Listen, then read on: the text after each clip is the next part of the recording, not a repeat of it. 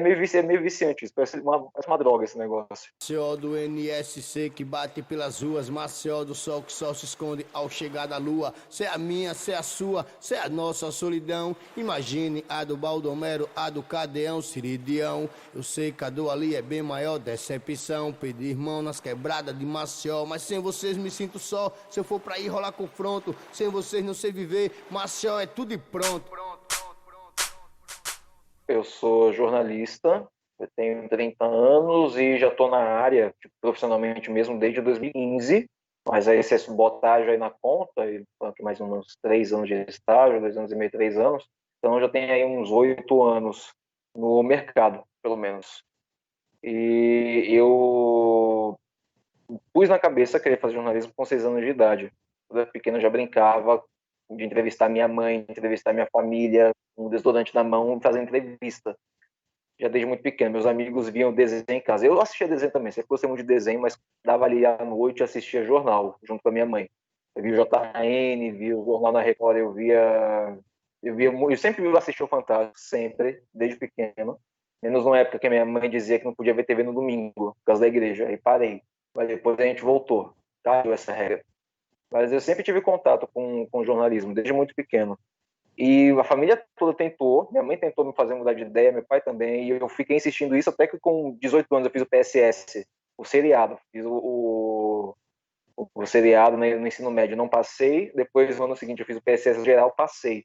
Entrei na UFAL e fiz um ano, tranquei, voltei 2 anos depois, que eu estava fazendo missão pela igreja, voltei e concluí o curso em 2015, mas eu já estava na Gazeta, depois de ter passado pelo Correio de Alagoas, que foi um site que nem existe mais hoje em dia. E entrei no G1 como estagiário, 2 anos depois, já ali perto de me formar, fui contratado e fiquei na Gazeta até a greve.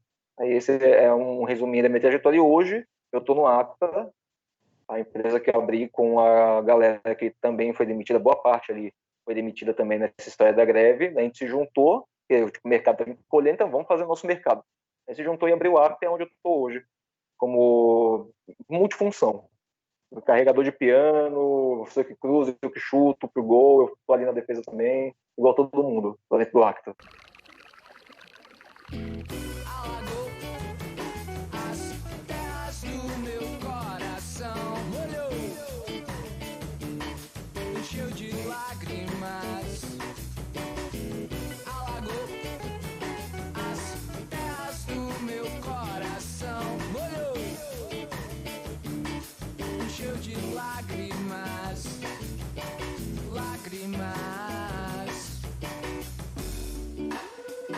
A greve nasceu como uma questão assim da negociação do piso, né? Que todo ano tem aquela negociação do acerto salarial enfim, com as empresas, há uma negociação do sindicato com as empresas. No ano passado, o sindicato sempre atualizando a gente sobre o que estava acontecendo e a negociação não ia andar.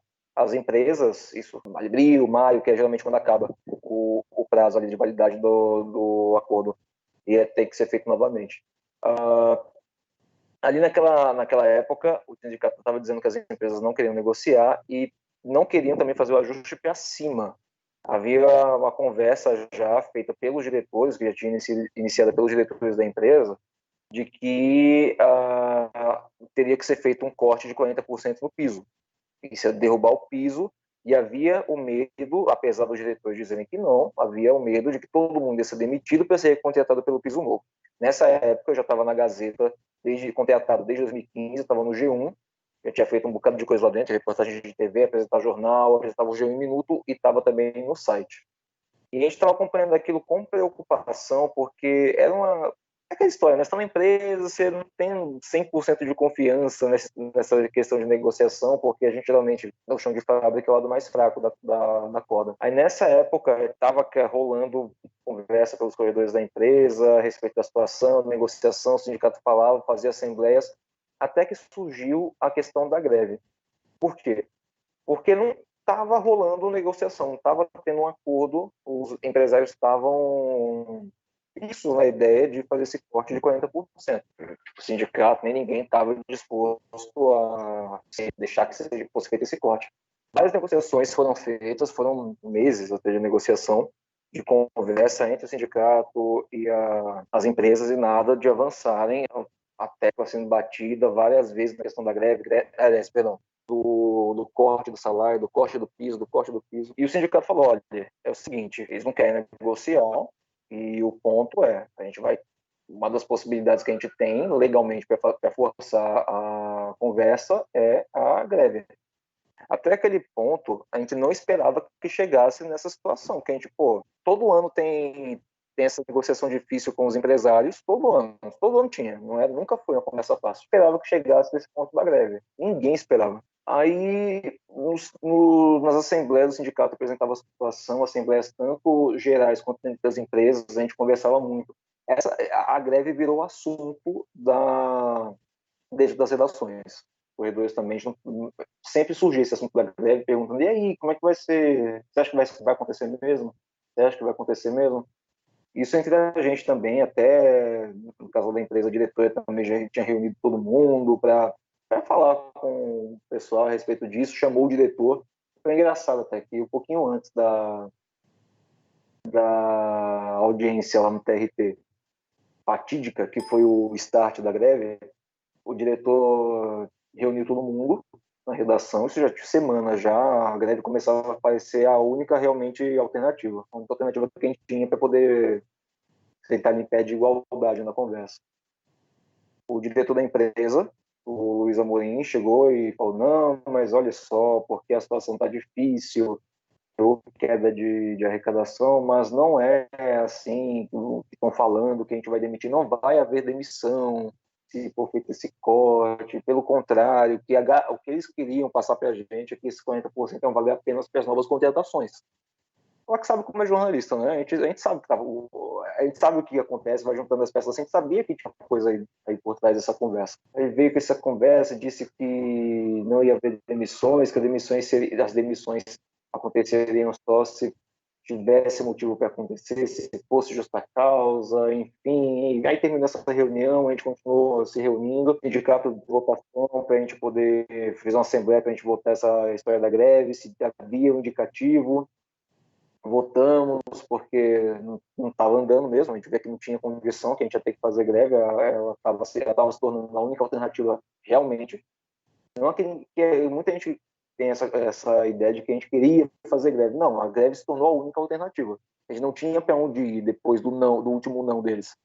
E muita gente ainda estava balançada com relação à greve, até eu mesmo estava, até que a gente teve uma audiência no TRT, uma última audiência para tentar negociar a questão do salário. O sindicato apresentou várias, para você ter uma ideia, o sindicato apresentou mais de 10 alternativas desse corte de 40%. Mais de 10. Muitas alternativas para evitar esse corte de 40% e as empresas recusaram todas. Até que nessa última audiência que antecedeu a greve, o advogado da Gazeta, de repente, assim, no meio da audiência lá, ele se rebelou, se irritou, disse, não, acabou, não tem que negociar isso não, não tem conversa não. Ele tratou a questão com tanto desdém, a negociação, que a gente estava disposto a gente estava abrindo mão de muita coisa.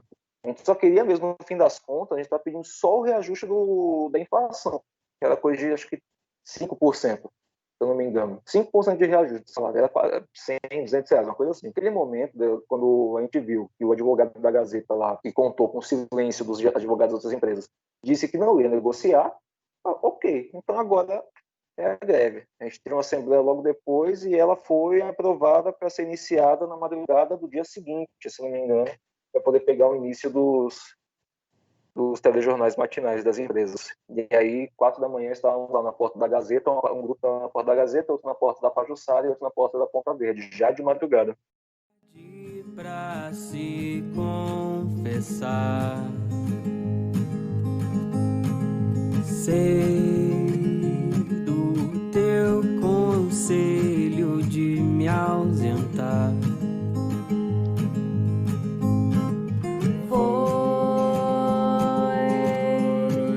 Já se foi, não dá mais pra dar pra trás. Eu estou me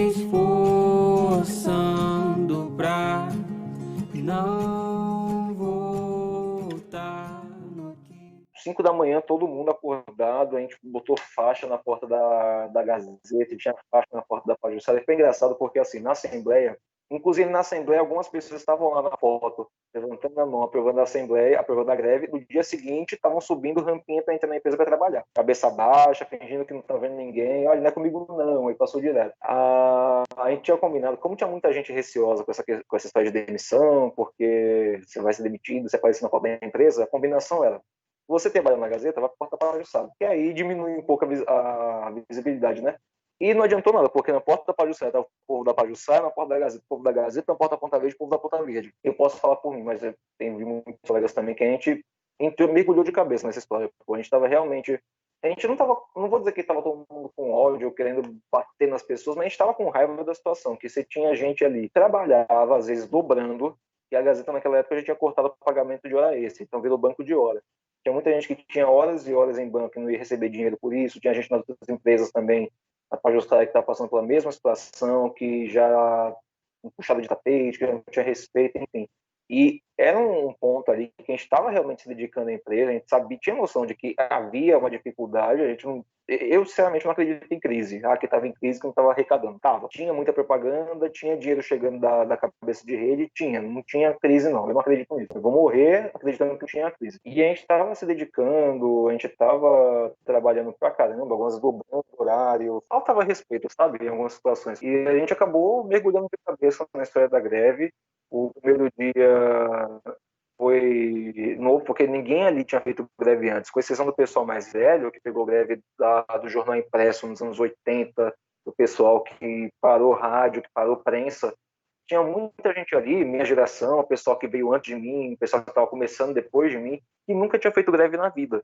A gente não sabia o que era a greve. A gente fazia cobertura de greve, mas tipo, você cobrir a greve é uma coisa, você tá dentro da greve é outra. Foi uma coisa nova. O primeiro dia foi interessante, porque a gente botava faixa, ficava com a faixa ali na porta da empresa. E o pior, que com exceção da Ponta Verde, a Pajuçara e a Gazeta ficam em lugares pouquíssimo movimentados.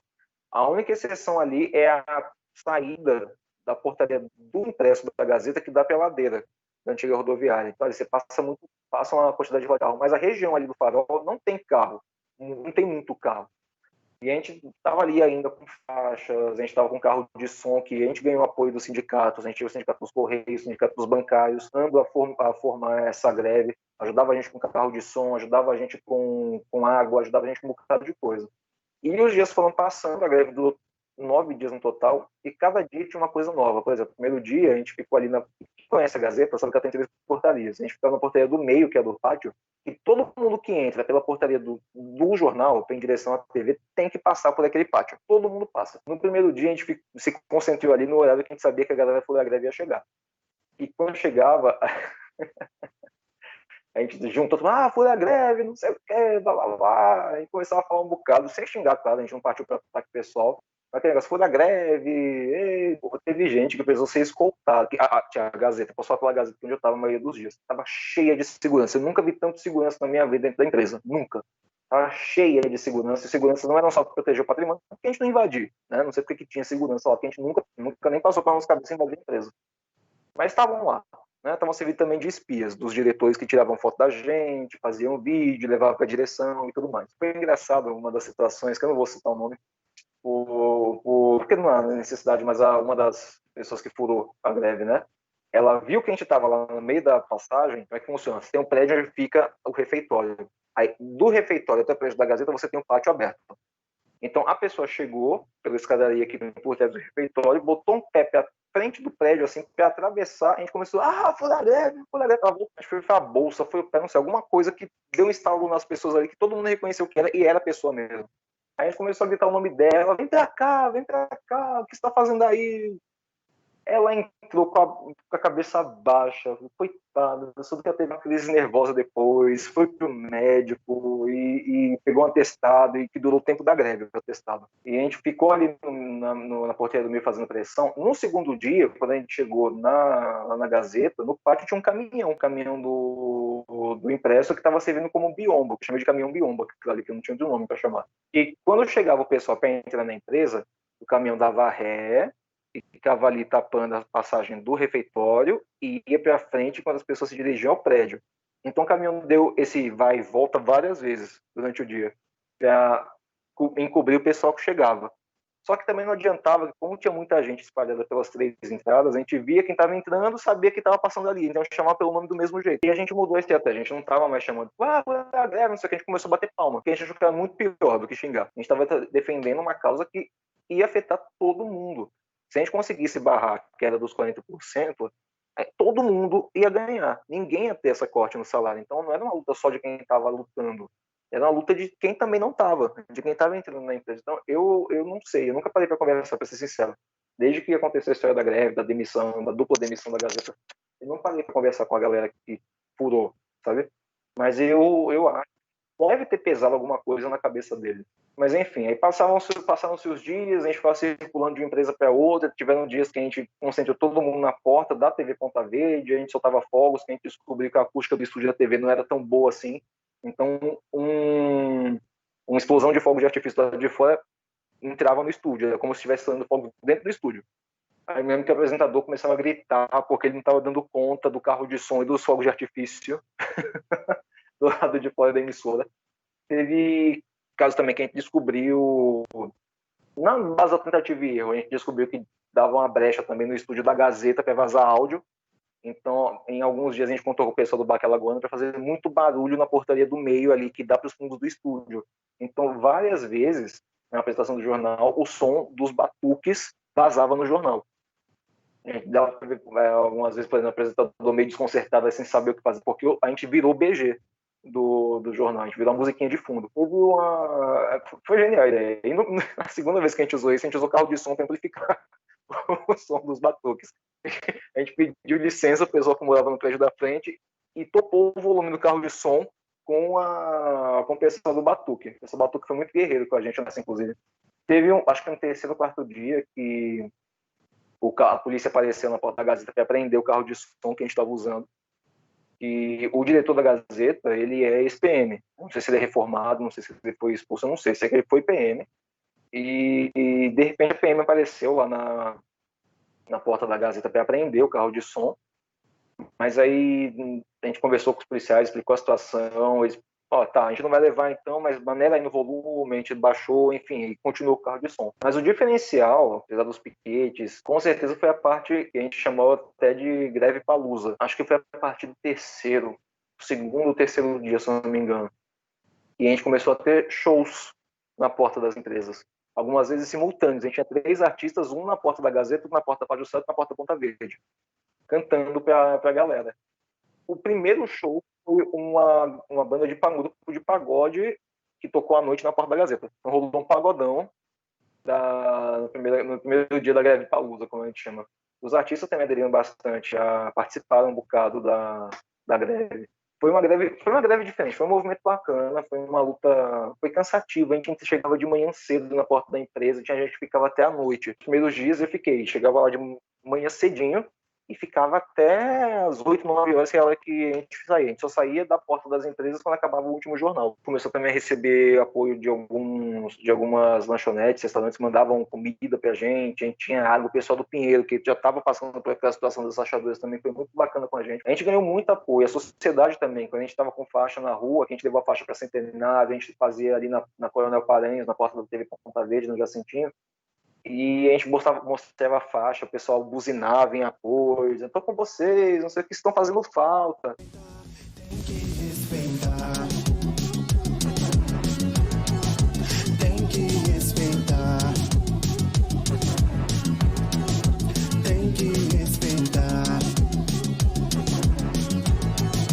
Tem que respeitar. Tem que respeitar. Tem que respeitar. Tem que respeitar. Já saquei teu jogo. E isso que foi importante, porque além da gente, os principais afetados com tanto jornalista na rua, sem estar trabalhando, foi a população, que deu uma queda gritante na qualidade dos jornais. Gritante. O pessoal percebia isso, comentava no Twitter, comentava com a gente nas redes sociais.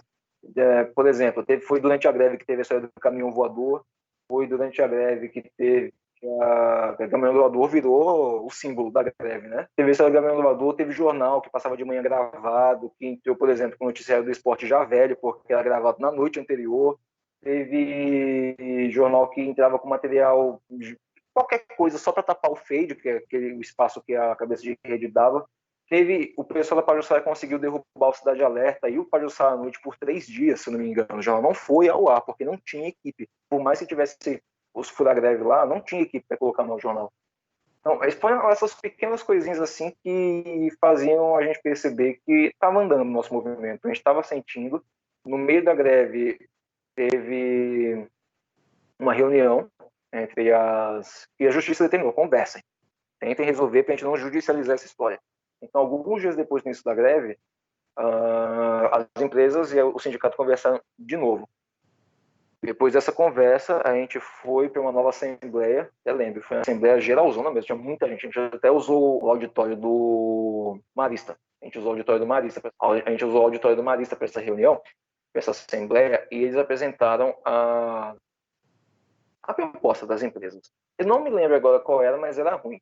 Só lembro que era ruim. Quando apresentaram essa proposta, a galera começou a questionar isso, questionar aquilo. Foi uma assembleia tensa. Eu confesso que eu fiquei balançado porque eu estava com medo do que pudesse acontecer depois, porque a gente já estava, acho que no 4º ou 5º dia da greve, se não me engano. Eu estava com medo de para onde iria, porque na minha cabeça, poxa, a gente chegou até aqui e depois pode ter retaliação, pode pesar para a gente. Eu estava em dúvida mesmo. Mas aí eu vi os colegas, alguns que tinham bastante a perder ali, porque, por exemplo, vou citar aqui, o pessoal do impresso, lá da Gazeta, que foi demitido sem receber nada, a galera que estava lá estava com medo de acontecer a mesma coisa, mas eles tinham algumas pessoas que estavam com a gente também. E sabendo que se saísse não ia ganhar nada, mas estavam lá lutando ainda. Eu pensei, poxa, tá aqui o pessoal com a coragem aqui de lutar ainda para tentar ir atrás. E no fim das contas eu também concordei para a gente prosseguir com a greve.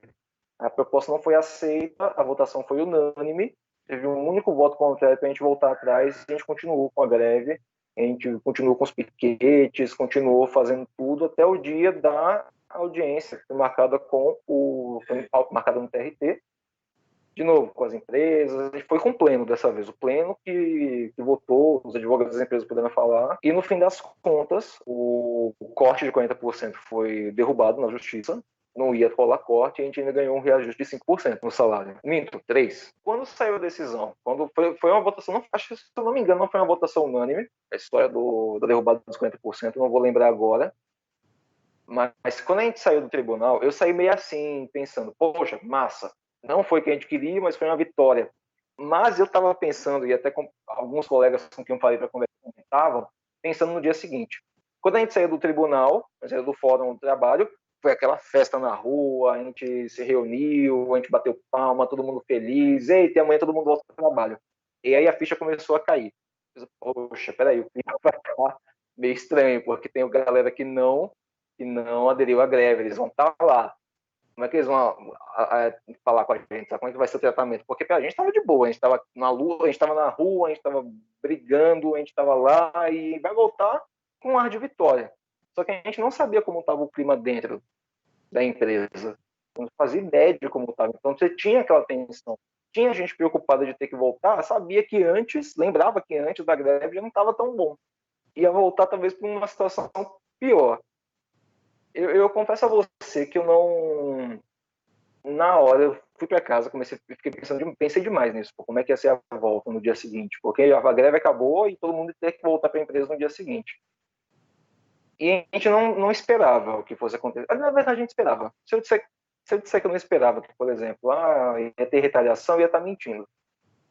Eu sabia que teria algum tipo de retaliação, mas eu não esperava que fosse demissão, porque na decisão de justiça havia uma cláusula lá dizendo que teria a salvaguarda dos salários, e os salários estariam garantidos por 3 meses. Os salários, não os empregos. Mas a gente não achou que fossem juntar as duas, que fosse juntar uma coisa com a outra, que ia ter, enfim, a gente falou, vai ter o salário, fica 3 meses, de repente a empresa vai esperar para demitir alguns dias as pessoas, né? E a gente esperava que ia ter demissão. Ninguém imagina que ia voltar lá e ia ficar para sempre. Mas ninguém esperava que fosse demitido tão rápido. O que aconteceu? No dia seguinte, todo mundo voltou. Eu trabalhava à tarde no G1. Aí a gente tava no grupo da greve, né? A gente foi um grupo de WhatsApp, brotou pra caramba. E aí nos grupos de manhã começou um papo de demissão. E aí chegou a primeira notícia, fulano foi demitido. Aí depois ciclano foi demitido. Aí eu tava recebendo essas notícias, né? Começaram na Gazeta as demissões. Foi a primeira que começou a chutar o povo. Chegaram essas notícias, fulano foi demitido, mas só na TV. Eram demissões da TV, produção, cinegrafista, repórter. Aí a minha ficha caiu, que eu era o próximo, quando quando eu fiquei sabendo da demissão da minha colega, que apresentava comigo G1 Minuto, a Roberta Collins. A Roberta dizendo, fui demitida. Eita, o próximo sou eu. Aí eu juntei minhas coisinhas, né, deu meia hora, almocei. Nem almocei naquele dia, não lembro. Eu devo ter almoçado. Fui pra Gazeta. Aí quando eu cheguei na redação, olha, diga você, quando eu botei o pé na empresa, o clima tava tão pesado que você podia pegar. Tava uma barra pesadíssima. Eu nunca tinha sentido isso lá dentro, sabe? Eu fui andando, eu cheguei pela portaria do jornal. Não, minto, eu cheguei pela portaria da frente, é da Ângelo Neto, não. Ângelo Neto é a Aristeu de Andrade, cheguei pela portaria da Aristeu de Andrade do antigo Colégio Batista. Passei, cumprimentei o vigia, o porteiro, fui andando. No caminho, eu cruzei com umas pessoas assim que não tinham noção do que estava acontecendo. Quando eu cheguei, que você passa ali, quando você chega pela portaria do antigo Batista, você passa pela rádio, entre a direita, chega naquele pátio onde todo mundo passa, que o caminhão estava lá, se não me engano. Aí você entra no corredor aqui onde fica o estúdio da TV, o suíte, aqui onde eles controlam a TV. Entra à esquerda, você passa pelo almoxarifado, sobe uma escada, são 2 lances de escada, você chega na Copa, entre a esquerda e tem a porta da redação da TV, da redação de jornalismo, onde fica a redação da TV, a sala da diretora de jornalismo e a redação do G1. É uma porta de vidro, eu entrei, a diretora estava na sala dela, de cabeça baixa ela estava, de cabeça baixa ela ficou. E a galera na redação da TV. Algumas pessoas olharam para mim, eu cumprimentei assim, porque eu sabia o que ia acontecer. Eu só não sabia em que momento. Né? Entrei na redação do G1, na porta de correr, passei pelas mesas lá. Quando eu botei a minha bolsa no armário, que você tem um armário lateral assim, onde você bota a sua bolsa, você deixa suas coisas lá. Eu botei minha bolsa em cima. Quando eu ia pegar eu não lembro o que eu fiquei pegando, acho que era o meu caderno. O coordenador falou, olha, não tire suas coisas. Aí eu falei, ok, eu passo lá no RH. Nesse tempo, e assim, é como eu falei, esperava que viesse a demissão, esperava. Mas também esperava que, se fosse para demitir, fosse com o que aconteceu com o pessoal, foi a diretora que demitiu, né? Eu e a Roberta fomos demitidos pelo coordenador. Eu e a Roberta fomos demitidos e teve estagiário que participou da greve e não teve contrato renovado. Aí fui para casa, avisei minha mãe, que minha mãe tá morando nos Estados Unidos já há alguns anos, ela casou lá. Ela sempre foi muito apoiadora, sabe, da história da greve. Sempre apoiou. Ela teve esse senso de luta, de justiça, enfim. Então ela me apoiou bastante, minha família apoiou bastante a história da greve. Eu não lembro, acho que eu fui de Uber para casa, eu fui de ônibus. Acho que fui de ônibus para casa, porque naquela época eu tava economizando. Eu ia de ônibus para o trabalho, eu ia de Uber e voltava de ônibus. Aí fui de ônibus, peguei um ônibus que fazia o caminho mais longo, passou ali pela orla, fiquei vendo a praia, até chegar em casa, que eu moro na Jatiuca, eu morava naquela época. Aí cheguei em casa, sentei um pouquinho, eu nem troquei de roupa. Sentei um pouquinho, comecei a mexer no celular, falar com o povo o que tinha acontecido. Aí fui twittar o que estava rolando. Passou o dia. Foi no dia seguinte que a ficha caiu. Eu lembro que no dia seguinte, nesse primeiro dia, inclusive, à noite, teve uma assembleia. Foi nesse primeiro dia? Não. Porque nessa parte a minha cabeça embananou um pouco as memórias. Eu chorei um bocado. Aí teve uma assembleia, não lembro se foi no mesmo dia que a gente foi demitido, que foram várias demissões, foram 14 demissões, se não me engano. A gente teve uma assembleia no sindicato dos bancários lá pra galera, pra essa solidariedade a gente. Foi difícil ali também, eu acabei, na foto que fizeram, eu acabei sendo cabeça abaixo porque eu tava querendo chorar no palco também, mas eu sentei no canto, todo mundo sentou com a galera que conhecia, eu fui sentar no canto porque eu tava realmente ali, a ficha tinha caído, eu tava, velho, aconteceu. Mas como eu disse a você, eu vou parecer chato e repetitivo, mas eu sabia, todo mundo ali, todo mundo que entrou na greve, e isso é importante que todo mundo saiba, todo mundo que entrou na greve sabia que ia sofrer retaliação, todo mundo, ninguém foi enganado achando que não vai acontecer nada, todo mundo que decidiu sabia que ia rolar alguma coisa. Teve muita gente que ficou na empresa, que a empresa não demitiu, mas que sofreu algum tipo de retaliação, que foi rebaixado, que, sei lá, foi mudado de programa, foi tirado de um lugar, colocado em outro, que perdeu o cargo de chefia. Teve alguns casos piores, por exemplo, o colega que era editor-chefe lá do jornal, quando ele chegou para trabalhar no outro dia, do fim da greve, né? Ele tentou acessar o sistema e não conseguiu. Então, assim, foi algo que a gente vê que já estava pronto, era uma lista já pronta, que assim que a gente botou o pé na empresa, já estava tudo organizado, já tinha uma pilha de papel pronto de assinar no dia da demissão. Ninguém soube de outras histórias também, de gente que estava espionando a movimentação, que estava passando informação para a reunião. Eu sei que tinha um dossiê sobre cada um que estava na greve na mesa do diretor, listas assim, de demissão, não sei o quê. A gente sabia que ia acontecer. O que surpreendeu todo mundo foi a velocidade da coisa, não o que aconteceu. A gente só foi reintegrado o dia que pegamos advogados, fomos com o sindicato, todo mundo de uma vez na empresa e ficou no RH esperando. Apareceu o diretor do RH. E foi engraçado porque ele chegou, viu a gente lá espalhado pelo corredor do RH e foi para uma sala que não era dele. E ficou lá um tempão, a gente só viu um entra e sai da sala, o homem fechado naquela outra sala que ninguém sabia o que era, que não era a sala dele, obviamente. Aí, minutos depois, ele falou, vamos conversar. Aí botou a gente numa sala lá que tinha umas cadeiras empoeiradas, que estava servindo de depósito. Aí botou a gente no depósito, todo mundo junto ali. E vou chamar aqui a diretora. Aí, chamou a diretora chegou com um semblante horrível, mas não de caído, sabe? Um semblante de, poxa, vocês aqui, que coisa, né? E a principal alegação para que não fosse feita essa reintegração é que não tinha cadeira para o sentar. Não tem como reintegrar porque não tem cadeira. Mas aí, depois de muita conversa, muita insistência, os advogados subiram o tom. Eu e Roberta fomos reintegrados no mesmo dia, porque a gente também reintegrado no G1. No G1 ainda tinha nossa vaga, tinha 2 espaços, que eram os nossos, a gente foi reintegrado no mesmo dia. E a galera da TV teve que esperar, porque ela ia restabelecer, remontar ali a escala. Assim, eu e o Roberto fomos integrados no mesmo dia. Quando a gente chegou na redação, foi aquela festa. O clima não estava bom, a relação não era boa, falava-se o mínimo necessário ali com as pessoas, a galera da TV ficava na pressão grande também, porque o pessoal que chegou durante a greve não falava com o pessoal que estava lá, que tinha sido reintegrado, sabe? Foi uma relação difícil, até que algum tempo depois, 3 semanas, quanto exatamente, não foi muito tempo não, fomos todos demitidos de novo, com acréscimo de alguns colegas, como por exemplo, todos de Arapiraca. Fechou a sucursal de lá e eles foram demitidos também. A Gazeta fechou a sucursal. Então a galera que foi demitida primeiro foi demitida de novo, com exceção de 2 colegas que estavam de licença médica, e ainda mais gente foi incluída aí na lista de demissões. E essa foi a segunda demissão. E depois disso não tinha mais volta, não tinha mais decisão para mandar a gente voltar e também não tinha clima para voltar. E aí acabou, essa foi tipo ponto final da minha história lá na Gazeta. Nunca desista, não se ausente, coração, novamente, até mais tarde, até a noite, juntos, finalmente, fortalece aí meu coração, daquela força, meu coração, fortalece aí, meu coração, daquela...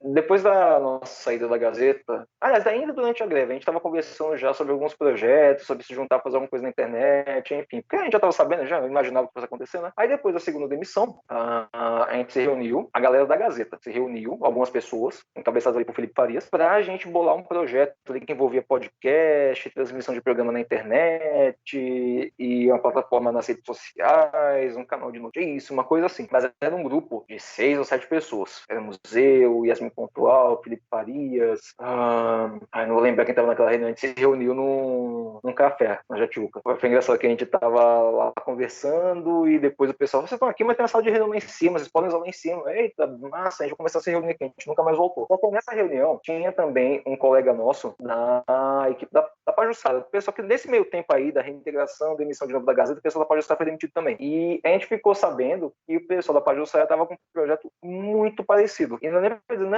não, porque a gente pensou basicamente a mesma coisa, em pontos diferentes, pessoas diferentes, lugares diferentes, em fazer uma plataforma de notícias na internet.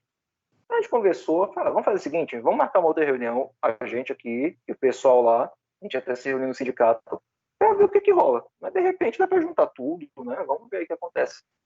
E colou imediatamente, pô. A gente começou a conversar ali no sindicato, O ACTA nasceu no Sindicato dos Jornalistas. Nessa reunião que a gente juntou todo mundo, a gente começou a conversar, a gente trocou ideias, a gente ouviu todo mundo. E aí o ACTA nasceu disso. Eram 2 projetos separados que a gente juntou, virou um só e pronto. A gente tinha a base. E aí foram semanas e meses a gente se reunindo lá no sindicato para montar esse projeto, elaborar a ideia por trás desse projeto. Foram muitas reuniões mesmo. A gente passou meses se reunindo para afinar isso. Uma das coisas que levou mais tempo foi a escolha do nome. Que montar o projeto e mostrar o que a gente queria fazer não foi difícil, porque a gente já acompanhava a internet, a movimentação, então assim, a gente entrou num acordo muito rápido sobre o que queria fazer. Levou tempo pra gente definir e principalmente definir o nome. Bicho, foram muitas reuniões, muitas, WhatsApp, presencial, pra gente chegar no nome.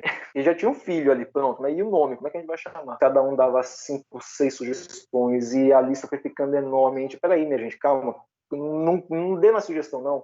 Vou trabalhar com essas que estão aqui. Então, quem gosta dessa. ACTA surgiu assim. Foi uma sugestão que apareceu, só que a gente deixou para considerar muito depois, sabe? A gente foi botando os nomes em cima.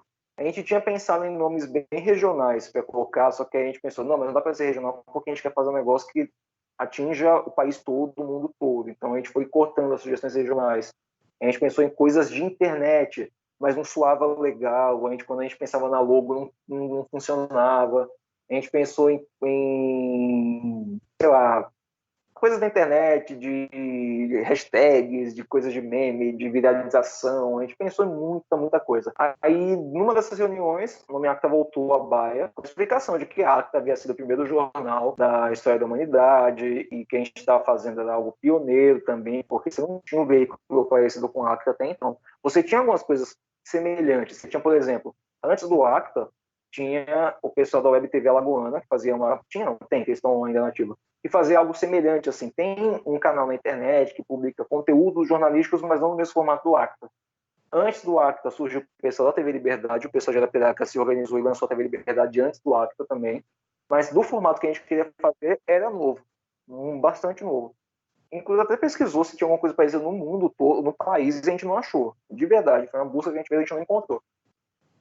E teve essa história que, é o primeiro jornal da história da humanidade e a gente é pioneiro, vamos botar ACTA, vamos de ACTA. Aí, massa. Não foi unânime, mas a maioria venceu. ACTA, massa. Aí começou a ter votação, é ou ACTA ou a ACTA. Aí mais um tempinho conversando a respeito disso, acho que foi sugestão minha, a gente chamar de o ACTA para evitar cacofonia. Você fala a ACTA, aí soava cacofônico. Mas ainda assim, desde que a gente escorrega, chamar ACTA, a gente focar numa persona do ACTA e pronto. Aí nasceu o nome, a linguagem visual nasceu um pouquinho depois e a gente começou a desenhar. Aí tinha um Oscar de Mello, que entrou um pouquinho depois disso no projeto. Ele estava com conversas com a produtora. E aí a produtora, conversa vai, conversa vem, a produtora estava se mudando e a gente acabou ficando na sala dela. A gente tinha alugado a sala do lado da produtora, no Terra Brasilis, era uma sala menorzinha. Aí a pessoa da produtora, não, a gente está saindo, fica com a sala. Vocês conversam lá com o cara que aluga, que é o mesmo que aluga aqui, e vocês ficam. E é onde a gente está hoje, na nossa redação.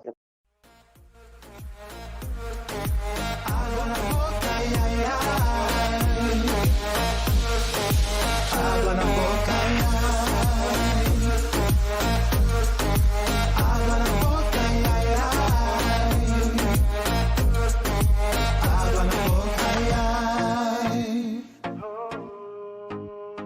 O que a gente vê como diferencial no ACTA, que a gente sempre teve isso desde o começo, é fazer justamente esse jornalismo independente de um jeito que a gente queria fazer e não conseguia. Às vezes por questão editorial, às vezes por questão de falta de estrutura, enfim. E a gente sempre teve a ideia de fazer, não um canal no YouTube, mas a gente queria fazer essa transmissão de conteúdo simultâneo em todas as redes sociais. Ao vivo, com jornalismo, jornais mesmo, em todas as redes. Essa transmissão simultânea, publicação de conteúdo também. A ideia por trás do ACTA era que você não precisasse sair da sua rede social favorita para ficar informado. Esse é o nosso norte. Por isso que a primeira coisa que a gente foi atrás foi um sistema de transmissão para a gente conseguir colocar nossos programas simultaneamente em todas as redes. Primeira coisa que a gente foi atrás, porque a gente queria que, você gosta do Instagram, você não precisa sair do Instagram para consumir o ACTA. Eu gosto do Facebook. Não precisa sair do Facebook para consumir o ACTA. Ter todos os nossos conteúdos em todas as redes sociais ao mesmo tempo. Você não precisa se movimentar. A gente queria largar largar essa ideia de você usar a rede social como bait para levar a pessoa para algum site, levar a pessoa para alguma página. Então, você lá mesmo onde você está, você consumir notícia. Foi esse o nosso norte. E acho que esse é o nosso diferencial. A gente não tem, por exemplo, a gente tem um site agora, mas o site é uma entidade diferente. A proposta do projeto continua lá. É que você consuma o conteúdo que é produzido pela gente em todas as redes sociais. A gente fez algumas adaptações, a gente tem o site agora, a gente tem nosso aplicativo que transmite a nossa programação ao vivo simultaneamente, a gente tem um pouco mais tarde no Twitter, que tem um formato diferente, mas também você consegue assistir ao Acta lá. E acredito que esse seja o nosso diferencial. A gente vê algumas emissoras grandes agora começando a transmitir telejornais no Instagram. A gente já está lá há mais tempo, sabe? Não estou dizendo que a gente inventou a roda, que nossa, o Acta inventou a transmissão do jornal no Instagram. Mas até bem pouco tempo, eram pouquíssimas, aqui no Brasil, pouquíssimas empresas que transmitiam programação ao vivo no Instagram. Então a gente, e na época que a gente começou lá, não tinha nenhuma. Aí foi o caminho que a gente ia seguir, nesse aí. E a independência também, porque a gente não tinha amarras, por mais que, por exemplo, tem muita gente que agora fala que das transmissões ao vivo, o Acta é vendido, porque o Acta é isso, o Acta é aquilo. Não, mas pô, a gente tem, como qualquer empresa comercial precisa, né, de anunciantes, mas isso não impede que, por exemplo, que a gente faça denúncia, que a gente puxe a orelha, que a gente fale mais sério, enfim, dependendo de quem seja, sabe? Então é essa independência também que a gente gosta de manter, e o público já reconheceu isso. A gente está com mais de 30 e poucas mil pessoas no Instagram, por exemplo, que é a nossa principal rede, foi onde a gente começou, onde o Acta nasceu, no Instagram. E muita gente fala isso, essa independência, que a gente fala o que tem que falar, quando tem que falar, com os comentários do Oscar viralizando, que não tem ou só palavrões de vez em quando, e não tem quem barre, eita, que não pode, não. Saiu, ao vivo, ali no calor da emoção, você poder dar a sua opinião, você poder falar livremente, você interagir com as pessoas, sem a... O grande diferencial é esse. Não só a forma como a gente faz, a forma como a gente transmite, mas a possibilidade que a gente tem de falar tanto a linguagem do as pessoas que assistem sem rebuscamento, porque o manual de redação diz isso, diz aquilo, não. A gente fala da forma que as pessoas entendem, do jeito que o povo quer ver.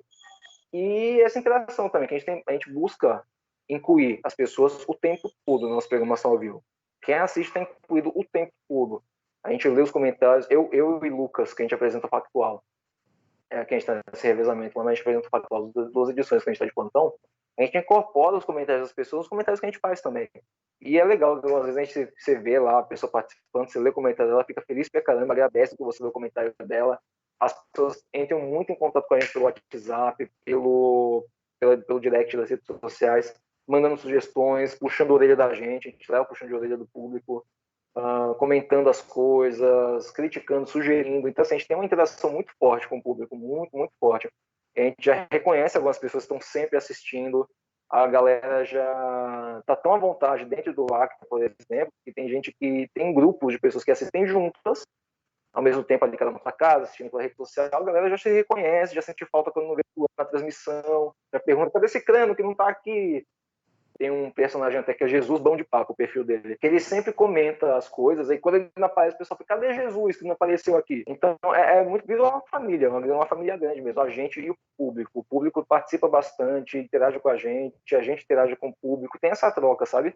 Das pessoas, a gente consegue ver o que o povo quer ver, quer saber, a gente já consegue botar no ar rápido, que a gente tem algumas das melhores produtoras do estado, eu digo isso sem modéstia, porque elas são boas mesmo. Em muitos casos a gente tem as pessoas perguntando, você tem a Adelaide Nogueira, a Leite, as meninas da produção correndo atrás pra gente trazer informação, trazer entrevistado, trazer uma matéria. É uma equipe muito, muito bacana, muito boa, que consegue tocar isso.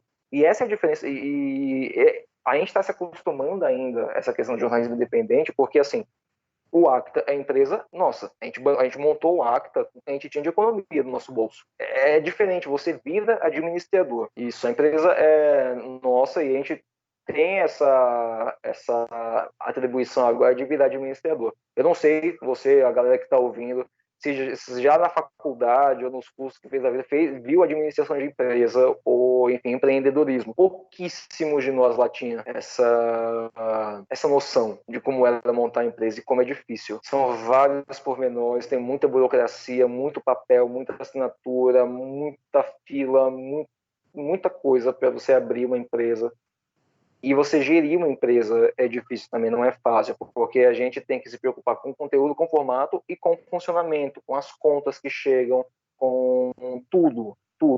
Hoje, eu posso dizer que o Acta ele consegue se manter, ele se paga. O Acta se paga hoje em dia.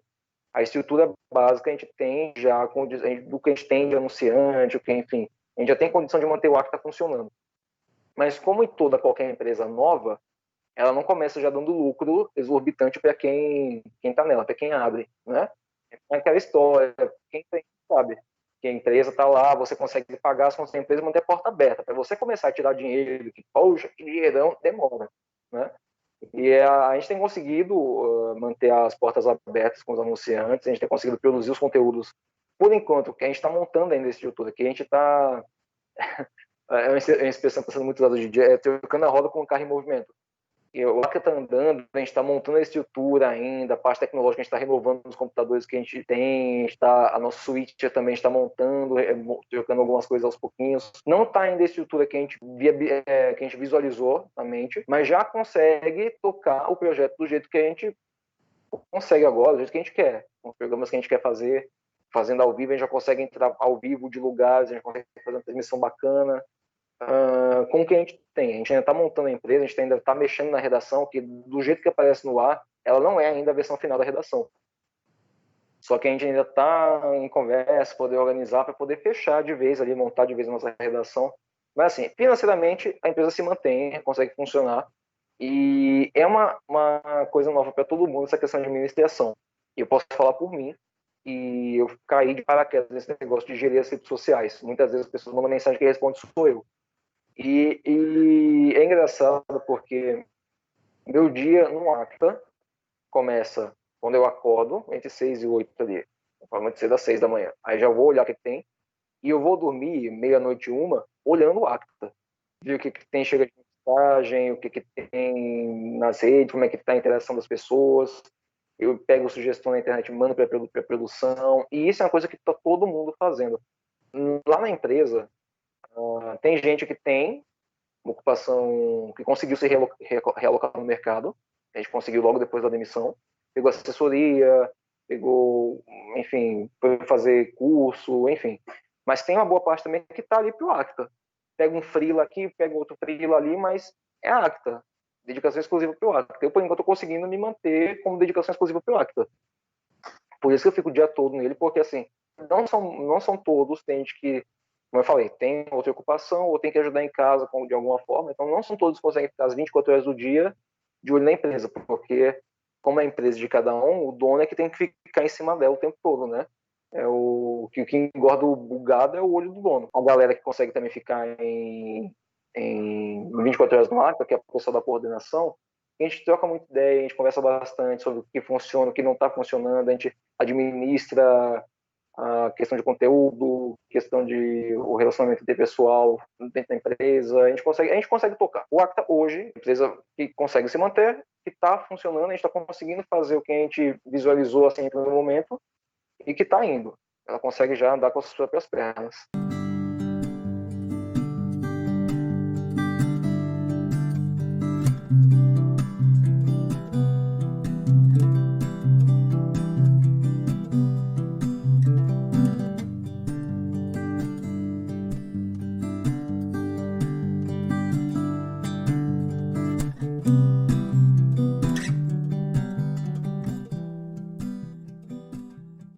Porque, assim, quando começou essa guia, que agora é o grande assunto, não se fala em outra coisa, também pudera, não tem como a gente desviar a atenção, apesar de Brasília tentar o tempo todo desviar o foco, mas a gente tem que ser forte e se manter, porque agora a gente tem um inimigo comum para combater. A gente estava seguindo a vidinha normal do ar, tinha nossos boletins, a gente tinha o Compacta, que é o nosso boletim, e um único programa ao vivo, que era o Passa Bola. Tinha os programas do Alberto, o programa do Felipe Farias, que eram de entrevista, mas eram gravados, era o nosso boletim ao vivo. Quando começou a pandemia, a gente transformou o Compacta, que era o boletim, no programa ao vivo, e virou um jornal. E chegou num ponto que a gente não podia mais manter um programa chamado Compacta durante 2 horas, né? Não colava. O Factual foi um dos primeiros programas que a gente formatou no Acta, ainda no sindicato. Foi um dos primeiros programas, o nome foi o que surgiu mais rápido e estava na gaveta há um tempão, desde o início do ar, que o Factual estava na gaveta, mas a gente estava esperando o momento certo de colocar no ar. A pandemia fez com que a gente adiantasse o projeto todo. Não, vamos botar no ar com o que tem. Tinha logo, tinha proposta, vamos botar no ar. E aí a gente trocou Compacta pelo Factual. E o Factual está dedicado aí à cobertura do coronavírus. Quando a coisa começou a ficar mais complicada, a gente montou a escala, agora as equipes trabalham dia sim, dia não, para botar as 12 edições no ar, botar o Compacta no ar também, o nosso boletim de notícia rápida e o Passa-Bola. Essa cobertura é muito desgastante, a cobertura da pandemia é muito desgastante, porque tem muita coisa acontecendo ao mesmo tempo. São estudos que, um estudo diz que, por exemplo, um medicamento funciona e depois diz que esse medicamento não funciona, depois volta a funcionar.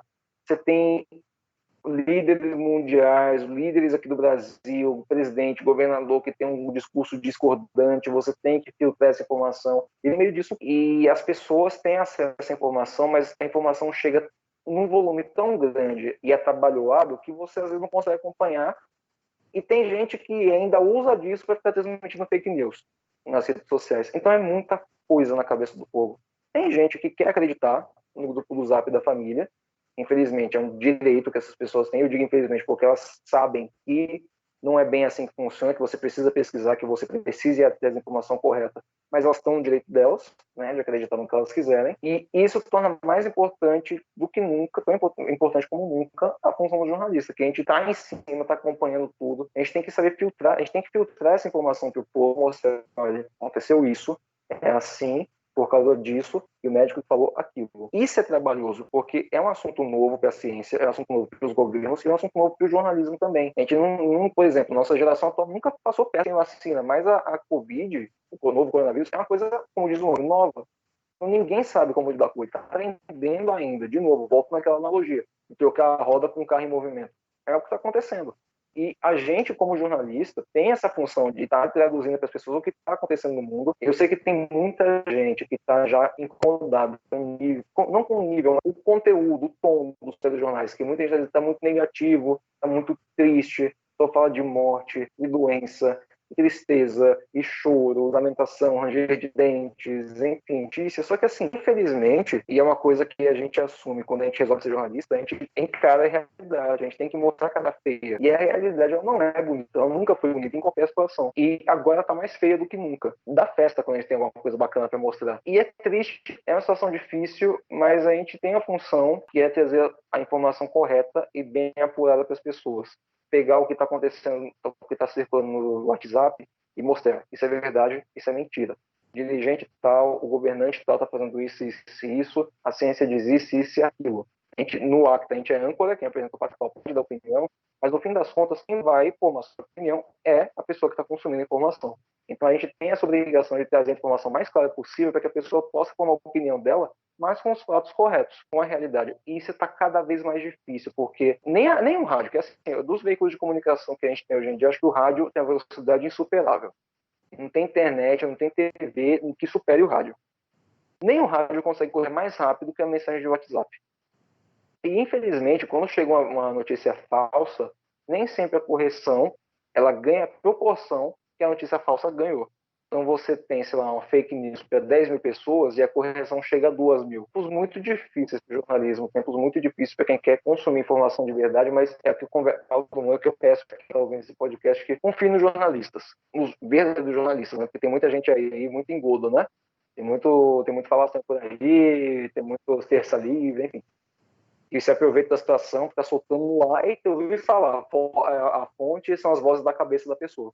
Mas confie no jornalismo profissional, no jornalismo feito por profissionais verdadeiros, porque a gente está fazendo o possível e o impossível para traduzir essa confusão que está o mundo das pessoas. Não é uma tarefa homérica, é um trabalho difícil, porque as redações estão encolhendo, né?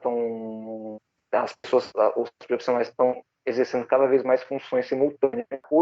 Fazer muita coisa, você faz muita coisa mediana. Quando você faz uma coisa só, você faz uma coisa mais complexa hoje em dia. As redações estão cada vez mais incluídas. Na web, por exemplo, a função do fotógrafo não existe. Então, quem vai para a rua apura, entrevista e faz imagem. E você tem que fazer uma malabarismo para conseguir fazer tudo. Às vezes você vai fazer uma foto, mas você está perdendo a fala de alguém ali. Então, você tem que fazer ali um meio de campo complicado. Então, assim, é o que eu peço para todo mundo. Confie no jornalismo profissional, que a gente está fazendo um trabalho duro, que é levar a informação correta.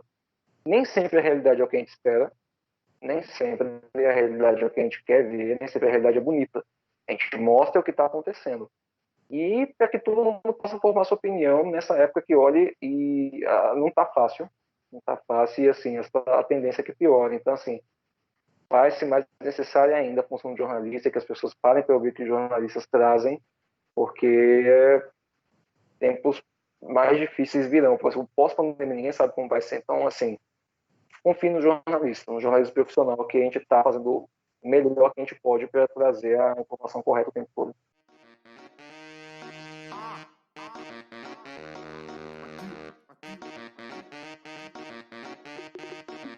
Isso é Dani Bond.